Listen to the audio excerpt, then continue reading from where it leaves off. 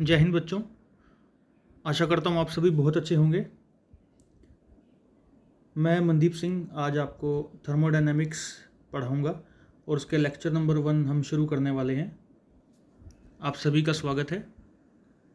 ये पंजाब यूनिवर्सिटी का 3rd semester का जो सिलेबस है उससे जुड़ा हुआ थर्मोडायनेमिक्स 3 रहेगा और कुरुक्षेत्र यूनिवर्सिटी का भी लगभग सेम मिलेगा, लेकिन कौन से सेमेस्टर में होगा ये वो देखना पड़ेगा।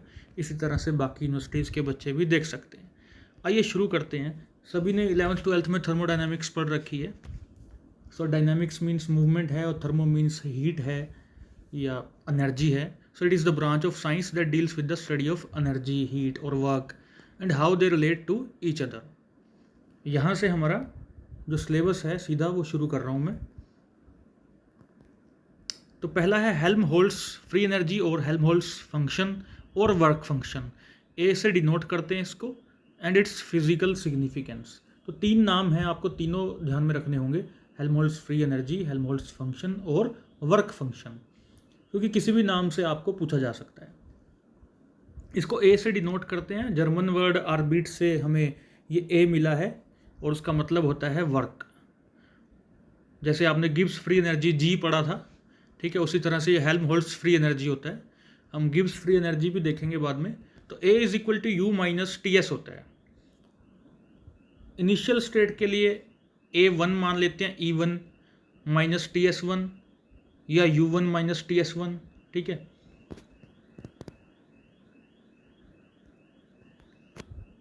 आप इसको E कर लें यहाँ पर, ठीक है। A is equal to E minus TS। आप U भी लिख सकते हैं, आप E भी लिख सकते हैं। पुरानी किताबों में E लिखा होता है और नई जो बुक्स है उसमें U लिखा होता है, तो दोनों सही हैं, कोई दिक्कत नहीं है।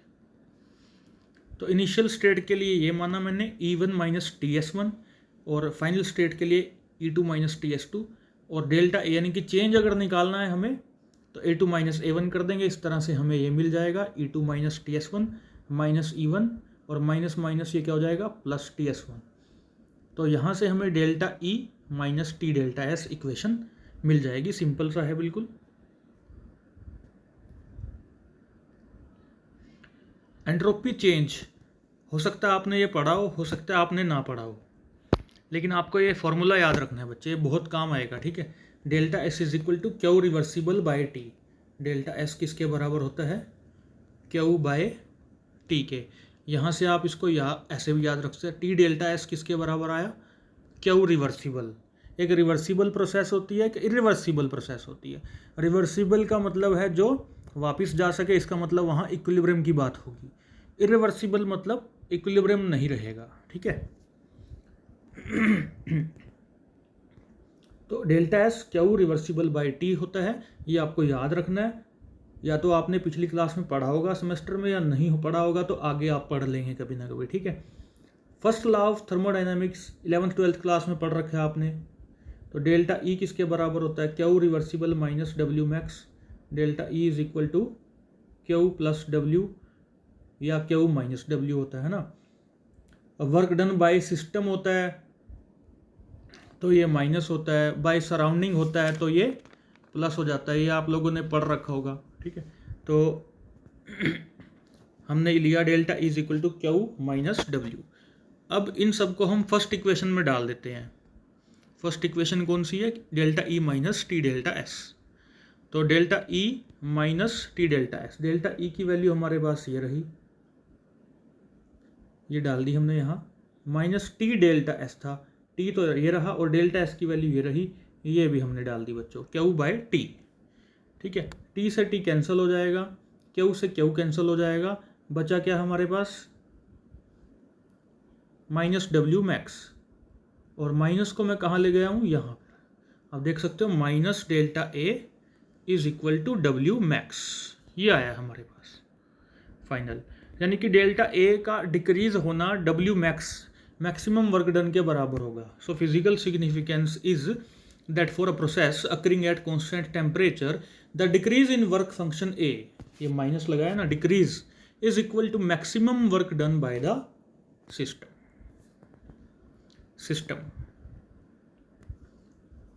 इसी से मिलता जुलता हो जाएगा हमारे पास एक और टॉपिक, गिब्स फ्री एनर्जी और गिब्स फंक्शन और free energy and it's physical significance.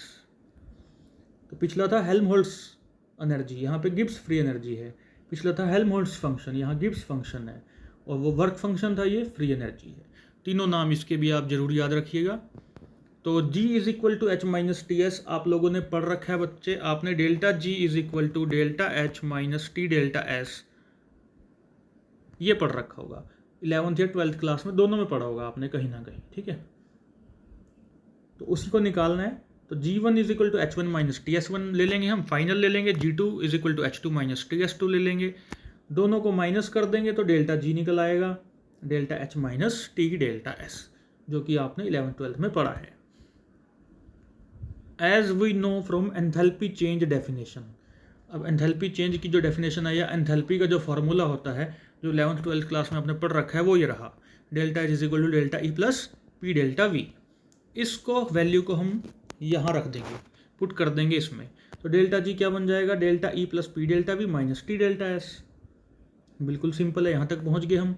Delta S अभी हमने याद किया था क्यू बाय टी, या T delta S is equal to Q, अभी थोड़ी देर पहले हमने याद किया है। तो यहाँ से इसको वैल्यू को हम ऐसे निकाल लेंगे, T delta S is equal to Q, और टी डेल्टा एस की जगह यहाँ पुट कर देंगे। तो डेल्टा जी क्या बन जाएगा, delta E plus P delta V minus Q reversible. अब थोड़ा सा रीअरेंज किया है बस, delta E minus Q reversible plus P delta V, ठीक है। अब delta E minus Q reversible क्या होता है, देखो delta E is equal to Q minus W होता है,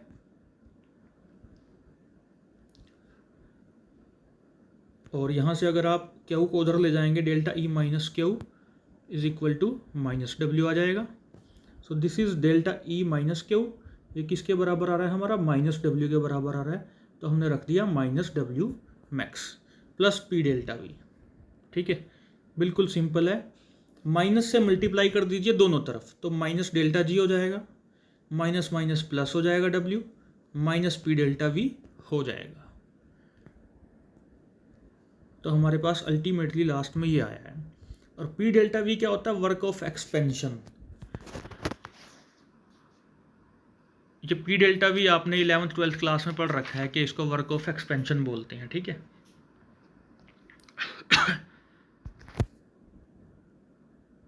तो लास्ट में इक्वेशन ये निकली है, ये आपको याद रखनी है कि माइनस डेल्टा जी, मतलब डेल्टा जी का कम हो जाना, डिक्रीज हो जाना, वो किसके बराबर है हमारे पास, मैक्सिमम वर्क जो भी है उसमें से पी डेल्टा वी को माइनस कर दो आप, ठीक है, minus the pressure volume work और work of expansion. For a process occurring at constant temperature and constant pressure, the decrease in Gibbs free energy is equal to maximum net work obtained from the process. Net क्यों बोला यहाँ पे, क्योंकि देखिए आप क्या कर रहे हैं, नेट ही निकाल रहे हैं आप, W में से कुछ माइनस कर रहे हैं, तो जो निकलेगा वो क्या हुआ, नेट, नेट वर्क डन हुआ। आगे आते हैं, variation of work function with temperature and volume. अब वर्क फंक्शन आप लोगों ने सीख लिया है कि ए होता है is equal to E minus T S, इसका डिफरेंशिएशन कर देंगे तो D A is equal to D E, T S का होएगा एक बार टी डी एस, मतलब टी को ऐसे रख लिया, डी एस कर दिया, फिर एस को ऐसे रख लिया, टी का डी टी बना दिया। तो ये फर्स्ट इक्वेशन बन गई डिफरेंशिएशन से। अब D S is equal to Q by T होता है, S delta S is equal to Q by T होता है। मैंने आपको कहा था कि याद करना ज़रूरी है, थोड़ी देर पहले हमने कई बार इसको डिस्कस कर लिया, ठीक है। और Q reversible D E minus D delta W होता है, ये भी हमने देख लिया, ये भी हमने देख लिया पिछली कुछ स्लाइड्स में, ठीक है।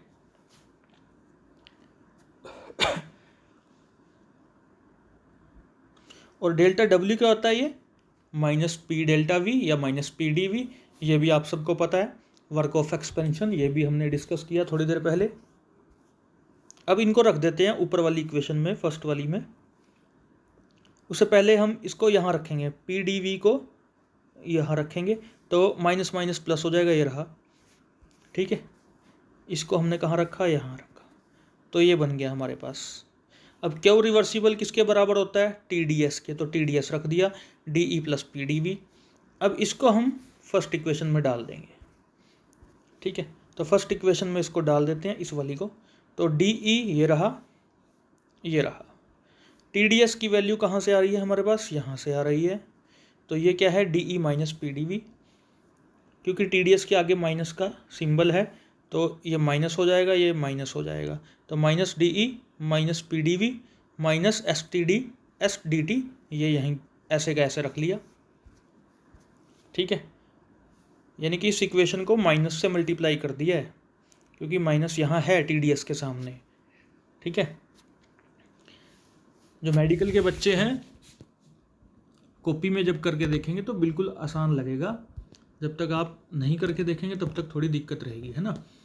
इतना ज़्यादा मुश्किल मैथमेटिक्स नहीं है, माइनस से मल्टीप्लाई किया है, सिंपल सा है, ठीक है। और ये इक्वेशन यहाँ रख दी है, बस।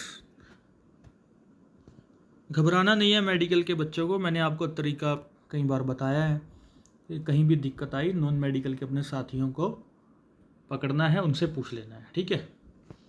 और नहीं तो अपने टीचर्स से डिस्कस किया जा सकता है, कोई इसमें दिक्कत नहीं। चलिए यहाँ से देखते हैं, डी ई कट गया, minus P D V minus S D T बच गया। अगर टेम्परेचर कांस्टेंट कर दिया जाए तो डी टी ज़ीरो हो जाएगा, डी टी क्या हो जाएगा, ज़ीरो हो जाएगा, यानी कि एस डी टी ज़ीरो हो जाएगा। तो D A at constant temperature T is equal to minus P D V at constant temperature T, और you can say D A by D T at constant temperature is equal to minus D A by D T, नहीं, D A by D V, ठीक है।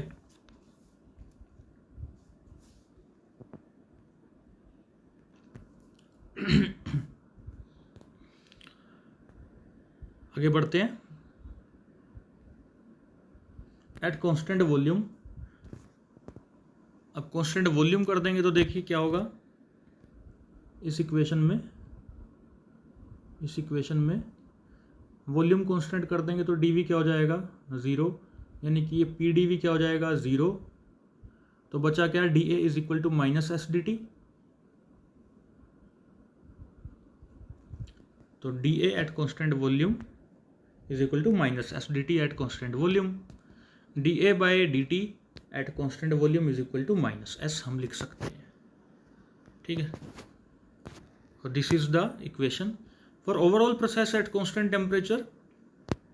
हम क्या करेंगे, जो हमने पीछे इक्वेशन निकाली थी, दिस वन,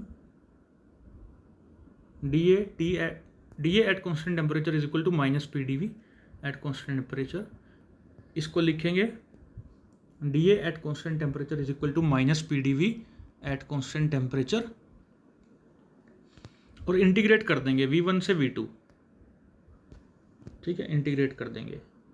तो del A at constant temperature is equal to P D V is equal to P D V, ये इंटीग्रेशन का सिंबल है, V1 से लेके V2, ये मैं लिख नहीं पा रहा था इसमें, ठीक है, तो मैंने यहाँ आपको बता दिया, ऐसे लिखना है आपको, V1 से V2, इंटीग्रेशन वाले सिंबल के ऊपर V2 लिखना है, नीचे V1 लिखना है।